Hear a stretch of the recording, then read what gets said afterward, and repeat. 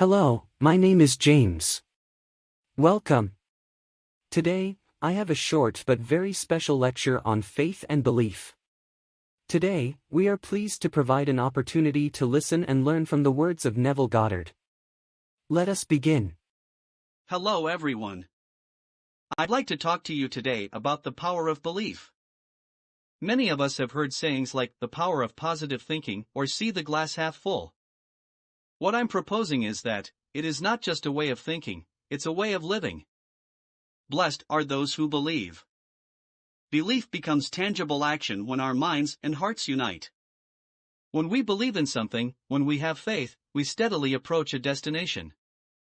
Belief brings security and leads to a future that we can see and feel in the present moment. When we act on our belief in a certain result, we give it strength and allow it to manifest into reality. Whether we speak with confidence, think with focus, or take positive action with faith, we will become blessed. Because of our willingness to believe, we can literally watch the very thing that we desire most come true.